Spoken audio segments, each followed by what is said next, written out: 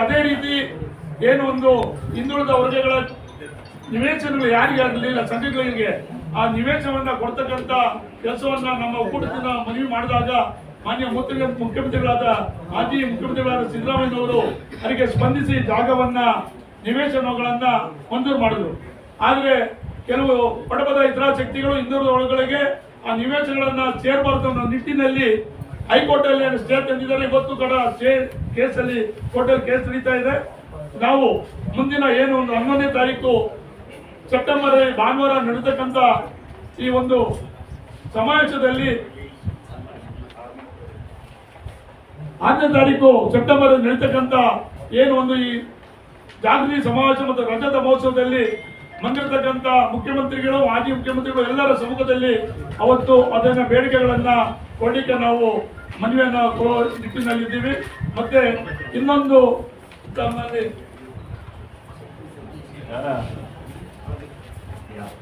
ಈ ಒಂದು ಹಿಂದುಳಿದ ಜಾತಿಗಳ ಒಕ್ಕೂಟದಲ್ಲಿ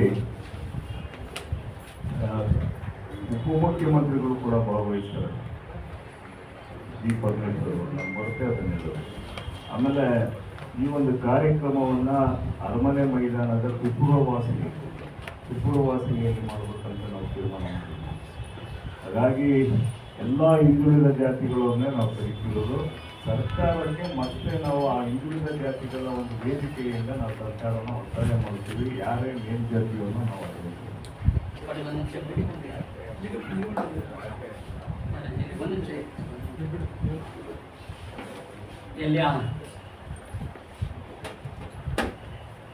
ಎಲೆಕ್ಟ್ರಾನಿಕ್ ಮೀಡಿಯಾ ಬಂಧುಗಳಿಗೆ ಇವತ್ತು ದಿವಸ ನಮ್ಮ ಅಧ್ಯಕ್ಷರು ಎಲ್ಲ ವಿಚಾರಗಳನ್ನು ನಿಮ್ಮ ಮುಂದೆ ಮಂಡನೆ ಮಾಡಿದ್ದಾರೆ. ಈಗೇನು ಈ ಸರ್ಕಾರದಲ್ಲಿ ನಮಗೆ ಹೈಕಮಾಂಡು ಹಿಂದುಳಿದ ವರ್ಗದವರಿಗೆ ಒಂದು ಮಣೆ ಹಾಕುವಂಥ ಕೆಲಸನ ಹಾಕಲಿಲ್ಲ. ಬೇರೆಯವ್ರಿಗೆ ಹೆಸರುಗಳಿದ್ರು ಕೂಡ ಅದನ್ನು ತೆಗೆದು ಬೇರೆಯವ್ರನ್ನ ಹಾಕಿರುವಂಥ ಒಂದು ಕೆಲಸಗಳನ್ನ ಈಗಾಗಲೇ ತಾವೆಲ್ಲರೂ ಗಮನಿಸಿರುವಂಥದ್ದು. 2001ರಿಂದ 2006ವರೆಗೂ ಈಗ 25ನೇ ವರ್ಷದ ಸಿಲ್ವರ್ ಜೂಬ್ಲಿ ಫಂಕ್ಷನ್ ಬೆಳೆಯ ಮಹೋತ್ಸವನ ಮಾಡಬೇಕು ಅಂತ ಅಂದ್ಕೊಂಡಾಗ ಈ ಒಂದು ಸಂಸ್ಥೆಗೆ ಪಕ್ಷಾತೀತವಾಗಿ ಎಲ್ಲರೂ ಸಹಾಯ ಮಾಡಬೇಕು ಅನ್ನೋ ಒಂದು ವಿಚಾರದಲ್ಲಿ ನಾವು ಮಾತಾಡಿದ್ದೀವಿ. ಈ ನಿಟ್ಟಿನಲ್ಲಿ ಕೂಡ ನಮ್ಮ ಮಾಜಿ ಮುಖ್ಯಮಂತ್ರಿಗಳ ಅದನ್ನು ಮಂಡನೆ ಮಾಟೇ ದೀಕ್ಷೆ ಅಂತ ಒಂದು ಮಾತುಗಳು ಹೇಳಿದಾಗ ಅದಕ್ಕೆ ಅಡ್ಡ ಬಂದವರು ಬಹಳ ಜನ ನಿಮ್ಗೆಲ್ಲರಿಗೂ ಗೊತ್ತಿದೆ. ಯಾವ ರೀತಿ ಮಾಡಿದ್ರು, ಏನು ಮಾಡಿದ್ರು, ಮತ್ತೆ ಅದು ಮೂಲ ಗುಂಪು ಮಾಡೋದಕ್ಕೆ ಯಾವ ರೀತಿ ಪ್ರಯತ್ನಗಳು ಮಾಡಿದ್ರು ಅನ್ನೋದು ಕೂಡ ಅವರ ಸೆಷನ್ಗಳಲ್ಲೇ ಮಾತಾಡಿದ್ದಾರೆ. ಈ ನಿಟ್ಟಿನಲ್ಲಿ ಒಕ್ಕೂಟ ಇದು ಬಹಳ ಪ್ರಬಲವಾಗಿ ಅದು ವಿರೋಧ ಮಾಡಿದೆ. ಒಕ್ಕೂಟಕ್ಕೆ ಯಾವ ರೀತಿ ಮೀಸಲಾತಿ ಸಿಗಬೇಕು ಅನ್ನೋ ವಿಚಾರದಲ್ಲೂ ಕೂಡ ಮಾತಾಡಿದ್ದೀವಿ. ಒಕ್ಕೂಟ ನಿರಂತರವಾಗಿ ಏನು ಹಿಂದುಳಿದ ವರ್ಗದವರು ಈ ಒಂದು ಕೆಲಸಗಳಿಗೆ ಮಾಡೋದಕ್ಕೆ ಒಕ್ಕೂಟ ಎಷ್ಟು ಶ್ರಮ ಪಡ್ತಾ ಇದ್ದೀವಿ ಅನ್ನೋದನ್ನ ಈಗ ನಾವೇನು 25 ವರ್ಷಗಳಿಂದ ಈ ಒಂದು ಸಂಸ್ಥೆ ನಡೆಸ್ಕೊಂಡು ಬಂದಿದ್ದೀವಿ. ಎಷ್ಟೇ ಕಷ್ಟ ನಷ್ಟಗಳಿದ್ರೂ ಕೂಡ ಈ ಸಂಸ್ಥೆ ಕೆಲಸ ಮಾಡ್ತಾ ಬರ್ತಾ ಇದೆ.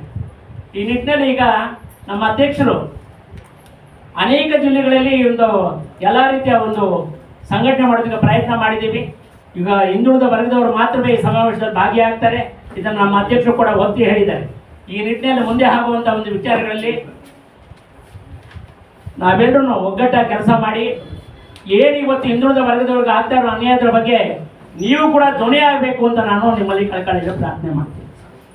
ಇವತ್ತು ಮಾಧ್ಯಮದವರು ಬಹಳ ಜನ ಹಿಂದುಳಿದ ವರ್ಗದವರು ಮತ್ತು ಮುಂದುವರೆದವರು ಎರಡೂ ಇದ್ರೂ ಕೂಡ ನಮ್ಗಾಗಿರೋ ಅನ್ಯಾಯದ ಬಗ್ಗೆ ಇಬ್ಬರೂ ಕೂಡ ನಮಗೆ ಸಹಕಾರ ಕೊಡಬೇಕು.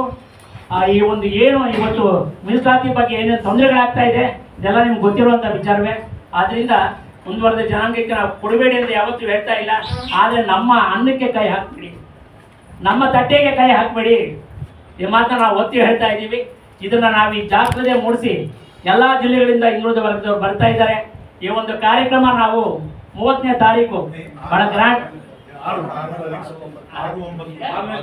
6ನೇ ತಾರೀಕು ಈ ಒಂದು ಕಾರ್ಯಕ್ರಮ ಬಹಳ ಗ್ರ್ಯಾಂಡ್ ಆಗಿ ಮಾಡುವಂಥದ್ದಿದೆ. ಆವತ್ತು ಕೂಡ ತಾವೆಲ್ಲರೂ ಬಂದು ಸಹಕಾರ ಕೊಟ್ಟು ಏನು ಹಿಂದುಳಿದ ವರ್ಗದವ್ರಿಗೆ ಆಗ್ತಿರೋ ಅನ್ಯಾಯಗಳ ಬಗ್ಗೆ ಬೆಳಕು ಚೆಲ್ಲಬೇಕು ಅಂತ ಕಳಕಳಿಯಿಂದ ಮನವಿ ಮಾಡ್ತಾ ಮತ್ತೆ ಎಲ್ಲ ಜನಗಳನ್ನ ಜಾಗೃತಿ ಮಾಡುವಂಥ ಒಂದು ಕಾರ್ಯಕ್ರಮ ಕೂಡ ನಾವು ಹಾಕೊಂಡಿದ್ದೀವಿ ಅಂತ ಹೇಳ್ತಾ ಎರಡು ಮಾತು ಮಾತಾಡೋ ಅವಕಾಶ ಮಾಡಿಕೊಟ್ಟು ನಿಮ್ಮೆಲ್ಲರಿಗೂ ಹೊಂದಿಸಿ ನನ್ನ ಮಾತು ಮುಗಿಸ್ತಾ ಇದ್ದೇನೆ. ಅಧ್ಯಕ್ಷ 2 ಮಾತು ಮಾಡ್ತಾರೆ. ಸಿದ್ದರಾಮಯ್ಯನವರು ಕುರುಬ ಸಮುದಾಯದ ಬ್ಯಾಡಗಿ ಶಿವಣ್ಣ ಅವ್ರನ್ನ ಕ್ಯಾಬಿನೆಟ್ ಸೇರಿಸಿಕೊಳ್ಳಲೇಬೇಕು ಅಂತ ಯಾಕೆಂದ್ರೆ ಅವರು ಒತ್ತಾಯ ಮಾಡ್ತಿರ್ತಂದ್ರೆ ಅಷ್ಟು ಕುರುಬ ಸಮಾಜ ಏನು ಕಾಂಗ್ರೆಸ್ ಪಕ್ಷ ಅಧಿಕಾರಕ್ಕೆ ಬರೋದಕ್ಕೆ ಅವರ ಕೊಡುಗೆ ಏನಿದೆ ಅಂತ ಅನ್ನೋದು ವಿಷಯನೇ. ಹಾಗಾಗಿ ಅವ್ರು ಮುಖ್ಯಮಂತ್ರಿಗಳಿದ್ದಾಗ ಒಬ್ಬರನ್ನ ಮಂತ್ರಿ ಮಾಡಿದ್ರು.